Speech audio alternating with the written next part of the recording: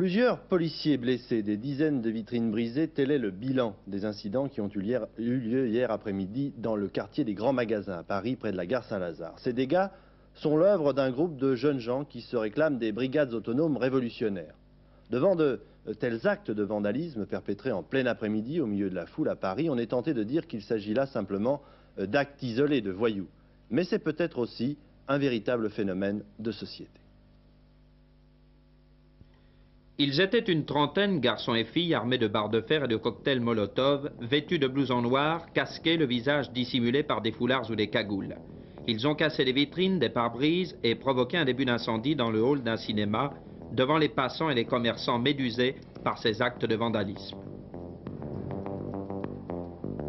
On a vu toute une horde de gens en cagoule, armés de matraques, de pierres, qui cognaient sur la foule et qui cassaient tous sur leur passage. C'était dingue. Une douzaine de magasins endommagés, 6 gardiens de la paix blessés, c'est le bilan de ce raid éclair des pseudo-brigades autonomes révolutionnaires. 9 casseurs interpellés qui seront vraisemblablement traduits demain en flagrant délit dans le cadre de la loi anti-casseurs. Ces scènes de vandalisme qui ont eu lieu hier à Paris sont sans doute les plus violents depuis les incidents du 7 juin 71 au quartier latin, date à laquelle on a vu apparaître pour la première fois dans la rue ces éléments incontrôlés qui se réclament des autonomes.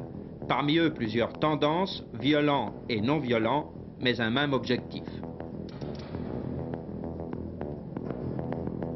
C'est-à-dire qu'aujourd'hui, on nous a parqués dans un certain espace qui est fait de lois, qui est fait d'un consensus social, politique, etc., qu'on refuse, que par rapport à toutes ces lois, par rapport à ces niveaux de légalité, c'est sûr qu'on pratique l'offensive sur tous les fronts et qu'on ne veut plus maintenant pleurer des pétitions, les manifestations pour demander les miettes qu'on veut bien nous lâcher. On prend ce qu'on a envie de prendre aujourd'hui. Le bilan du vandalisme des autonomes s'est aggravé au fil des années. Orphelins de mai 68, ils ne se reconnaissent aujourd'hui dans aucune organisation politique. Farouchement anti-gauchistes, ces groupes sont souvent le mariage de jeunes prolétaires, souvent chômeurs, de loupards de banlieue et d'émigrés qui passent à l'action directe à 4 ou 5 éléments. Nous, ce qu'on cherche, c'est à s'organiser entre jeunes prolétaires, entre jeunes ouvriers, pour justement nous préparer à affronter l'État et à faire notre politique, c'est-à-dire à être autonome.